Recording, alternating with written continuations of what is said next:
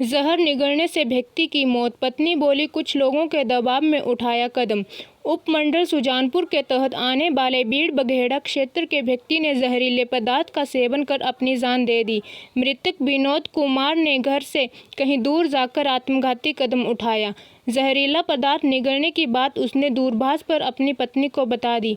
जब तक परिजन उसे लेकर सुजानपुर अस्पताल पहुंचते उसने दम तोड़ दिया। मृतक की पत्नी बनीता ने बताया है कि उसके पति को आत्महत्या करने के लिए मजबूर किया गया है।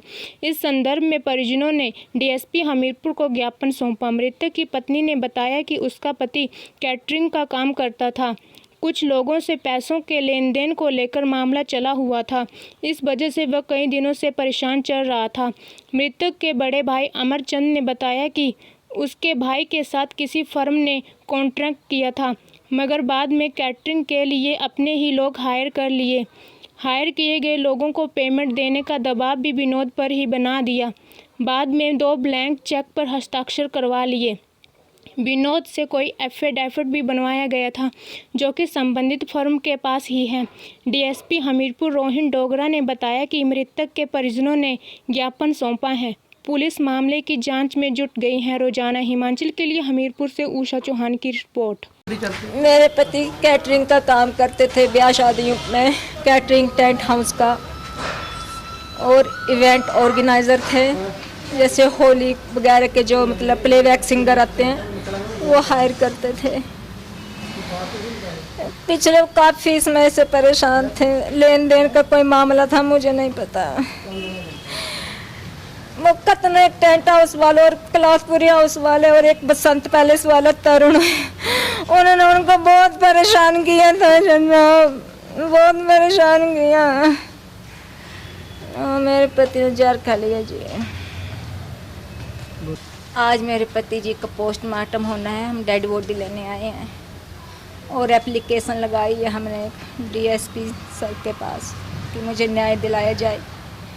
और जो भी ये लोग आत्महत्या करने के लिए मजबूर करते हैं लोगों को, उनके खिलाफ सख्त कानून बनाया जाए। मेरे को भी न मारे।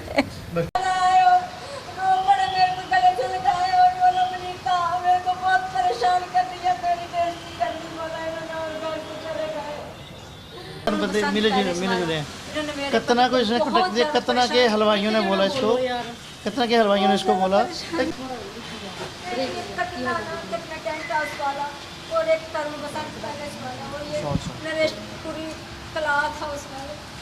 बहुत परेशान किया था मेरे पति को। तो ब्लैक चेक साइन करा के इसको थ्रेट करने लगे कि हम तेरे को या तो पुलिस में दे देंगे या मार देंगे, तो पैसे देना बनता है। यहाँ पे कितना है टेंट हाउस वाला, वो बंदा जो है उसको इन्होंने कॉन्टेक्ट बंदे मिले जुले कितना को इसने कॉन्टेक्ट दिया, कितना के हलवाइयों ने बोला इसको, कितना के हलवाइयों ने इसको बोला।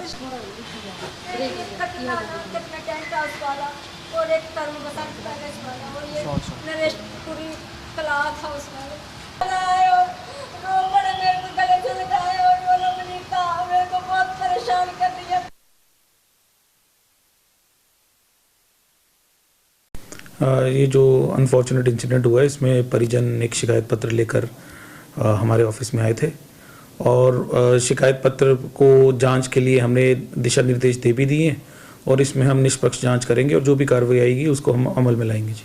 वो ऐसे कि ये मुझे पीछे 10 दिनों से परेशान था, तो मुझे बीच में फ़ोन भी आया, मेरे को बोला कि मेरे बच्चे संभाल लेना, मैं बड़ा स्ट्रेस में हूँ। तो मैंने सोचा कि शायद मजाक कर रहा है, ये पहले भी कई बार होता था, चलो मजाक करता था, मैंने सोचा मजाक कर रहा है, मैंने बात को मजाक में ले लिया। हुआ क्या कि इसने फिर बताया कि मैंने एक कॉन्टैक्ट लिया था पूरी क्लॉथ हाउस वालों का, तो उन्होंने मेरे से कॉन्टैक्ट दिया था और बाद में ये मुकर गए। इन्होंने अपने बंदे कर लिए, कैटरिंग वाले भी, बाजे वाले भी, सारे अपने बंदे कर लिए और बाद में मेरे पे स्ट्रेस बना दिया कि जी पैसे तू दे, और मेरे को घर पे बुला के इन्होंने टॉर्चर करके मेरे से ब्लैंक चेक साइन करा लिए 2। अब इन्होंने क्या अमाउंट लिखी वो उनको ही पता है।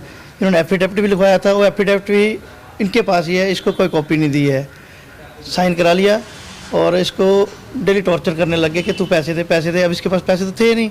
इसने इवन जो बंदे बुक कर लिए थे उनको भी अपनी तरफ से पैसे दे दिए थे कि बुकिंग तो लिए, चलो इनसे पैसे आएंगे उनको दे देगा, लेकिन वो दे नहीं पाया। इसको काफ़ी स्ट्रेस हो गया। अब एक शादी कल थी नहीं यहाँ पे हमीरपुर में ही, उस शादी में इसने एक कतना कोई है टेंट हाउस वाला है, उसको कांटेक्ट किया था। तो उसने एन मौके पे बोला जी मेरे को पैसे, हलवाइयों को बोला कि भी तुम इनको बोलो। हलवाइयों ने इसको बोला कि जी मैं हमारे पैसे दे तो हम कैटरिंग के लिए आएंगे, नहीं तो नहीं आएंगे। फिर उसने बोला कि हाँ भाई किसको पैसे देने हैं, तो उन्होंने बोला कि तुम कतना को पैसे दे दो, हम कतना से पैसे लेके और कैटरिंग पे आ जाएंगे। इसने कतना को पैसे दे दिए और कतना ने आगे हलवाइयों को पैसे नहीं दिए। जब ये पैलेस में गया तो पैलेस वाले ने इसको टॉर्चर किया कि तेरे हलवाई नहीं आए, अब काम कैसे होगा, और उसको धक्के मार के बाहर निकाल दिया। जो इसकी पत्नी का स्टेटमेंट है, जो हम तो लुधियाना से आए हैं, इसकी पत्नी ने जो हमें बताया वो ये बात थी कि उसको धक्के मार के बाहर निकाला। वो घर आ गया, घर आके परेशान था, बोला कि मैं, घर वाले ने बोला कि आप शादी छोड़ के क्यों आ गए, तो उसने बोला कि मैं बच्चों को मिलने आया हूँ।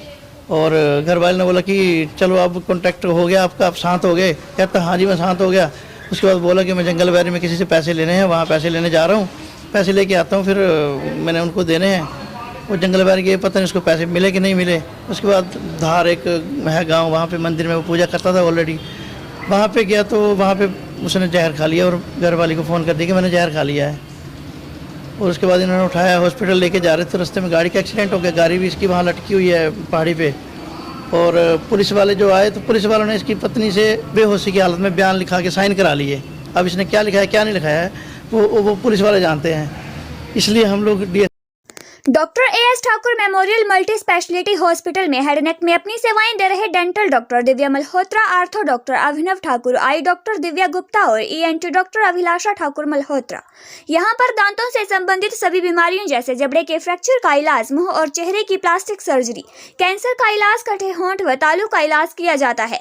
साथ ही यहाँ ईएनटी स्पेशलिस्ट अभिलाषा ठाकुर मल्होत्रा द्वारा दूरबीन से नाक, कान, गले की जाँच, इंडोस्कोपी एवं अत्याधुनिक मशीनों द्वारा इलाज किया जाता है। आज ही संपर्क करें।